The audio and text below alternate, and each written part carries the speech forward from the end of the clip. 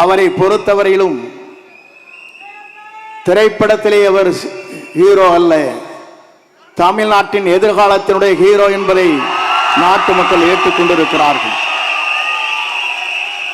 இங்கே கரையொலியை பார்க்கிறேன். 2 நாட்களுக்கு முன்னாலே நிகழ்ச்சி நடைபெற்றது. அங்கே பார்க்கின்ற போது 1000 ரூபாய் ஒரு ஆளுக்கு. தொலைதூரத்திலே வந்த தாய்மார்கள் தூங்கிக் கொண்டிருந்தார்கள். இவர்கள் வீரமாக பேசினார்கள். திராவிட முன்னேற்ற கழகத்தை வீழ்த்துவோம் என்று குரல் கொடுத்தார்கள். ஒருத்தர் கைதட்டல. ஆனால் திராவிட முன்னேற்ற கழகத்தை வீழ்த்தக்கூடிய ஒரே தளபதி நம்முடைய தளபதி தான்.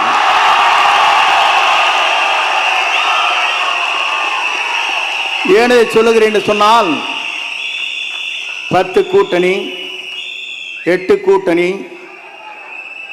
இதையெல்லாம் தூள் தூளாக்குற சக்தி யாரிடத்திலே இருக்கிறது என்று சொன்னால் வெற்றி கழகத்துடைய தலைவராக மட்டுமல்ல, எதிர்கால தமிழகத்தை ஆள போகிற நம்முடைய தமிழக முதலமைச்சருக்கு தான் அது உண்டு. நான் எதற்காக இதை சொல்லுகிறேன் என்று சொன்னால், பல தலைவர்களை பார்த்துவிட்டு இங்கே வந்திருக்கிறேன். புரட்சி தலைவரை பார்த்தேன். அப்போது நான் நினைத்தேன், சிறு வயது எனக்கு 26 வயதிலே சட்டமன்ற உறுப்பினர். அப்போது உங்களைப் போலதான் நானும் இருந்தேன். ஆனால் நம்முடைய தலைவரோடு இணைந்ததற்கு பிறகு எங்கு சென்றாலும் உங்களை பார்க்கின்ற போது ஆள் விட்டா போதுமப்பா, போட்டு முதிச்சு முடிதுரா. நீங்க ஒரு பக்கம் செல்ஃபி எடுக்கிறாங்க, ஒரு பக்கம் திருப்புறாங்க, ஒரு பக்கம் மாற்றுறாங்க. பெண்கள் அதற்கு மேலே ஓடி வந்து படம் எடுக்கிற காட்சியும் நான் பார்த்தேன். இது இந்திய வரலாற்றில் யாருக்குமே இல்லாத ஒரு புகழ் இவருக்கு இருக்கிறது என்ற வரலாறு இங்கே படைக்கப்பட்டிருக்கிறது. நான் சொல்வதற்கு காரணம், நம்முடைய நோக்கம் தமிழ்நாட்டு மக்களை வாழ வைப்பதற்கு. ஏறத்தாழ 1000 கோடி ரூபாய் வருவாயை வேண்டியதில்லை என்று சொல்லிவிட்டு மக்களை காப்பதற்காக ஒரு தலைவர் இங்கே வந்திருக்கிறார் என்று சொன்னால், இந்த தலைவருடைய ஆற்றலும் சிந்தனையும் தொலைநோக்கு பார்வையும் மக்கள் கூர்ந்து கவனித்துக் கொண்டிருக்கிறார்கள். நான் அதை சொல்வதற்கு காரணம், பல இடங்களுக்கு செல்வேன். செல்லுகிற போது சொல்வார்கள், இங்கே எந்த வீட்டை எடுத்துக்கொண்டாலும் நமக்கு தான் ஓட்டு. திமுக கார வீட்டில் கேட்டாலும் நமக்கு தாங்கிறாங்க.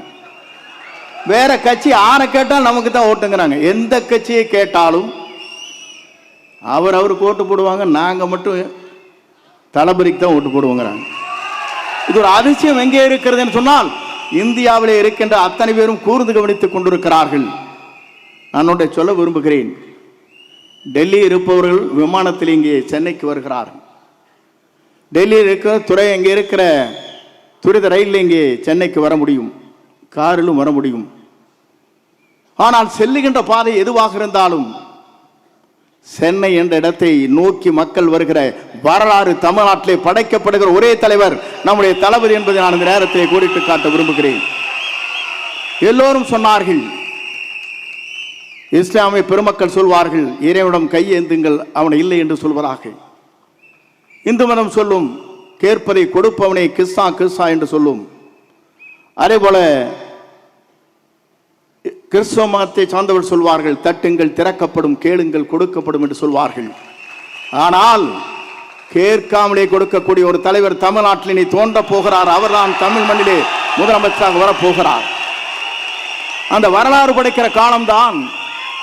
எல்லோரும் நினைத்தார்கள் 10 கட்சியின் கூட்டணி அசைத்து விட முடியுமா நினைக்கிறார்கள். எல்லோரும் ஆடி போய் நிற்கிறார்கள். ஏனென்று சொன்னால், ஒருவர் புதிதாக தோன்றி இருக்கிறார். அந்த இரு கட்சியிலும் இருக்கின்ற தலைவர்களே அல்ல. ஏனென்று சொன்னால், தலைமை என்பது வேறு. ஆனால் இன்று இருக்கிற தலைமை ஆடி போய் நிற்கிறது. எப்போது இவர் வெளிவந்தாலும் சரி, இவரை தமிழ்நாட்டு மக்கள் முதலமைச்சர் ஆக்கியே தீர்வோம் என்ற சூழலை ஏற்று பணியாற்றி கொண்டிருக்கிறார்கள்.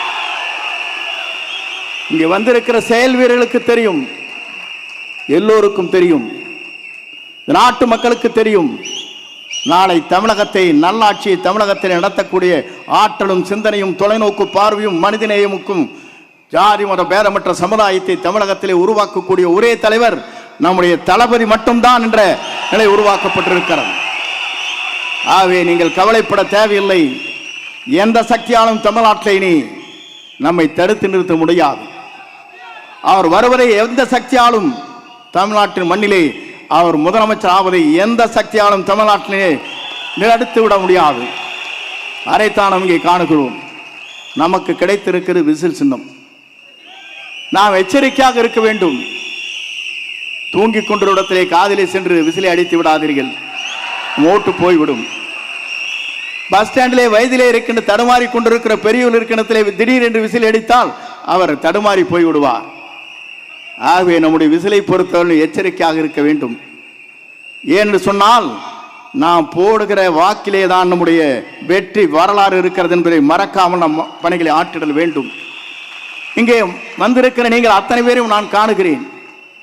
உணர்ச்சி வசமாக இங்கே இருக்கிறீர்கள். 1000 கொடுத்து அங்கே கூட்டுகிறார்கள். 1 ரூபாய் கூட இல்லாமல் இங்கே கூடப்படுகிற கூட்டத்தை பார்க்கிற போது நம்மை வெல்வதற்கு எந்த சக்தியாலும் இனி தமிழகத்திலே இல்லை என்ற வரலாறு படைக்கின்ற காலமாக அந்த காலம் அமையும். இங்கே வருகிறது முதலே இதை துவக்கி வைக்கிற வாய்ப்பினை உருவாக்கி தந்திருக்கிற நம்முடைய தளபதிக்கு மீண்டும் கோடான கோடி நன்றி வளங்களை தெரிவித்து விடைபெறுகிறேன். நன்றி, வணக்கம்.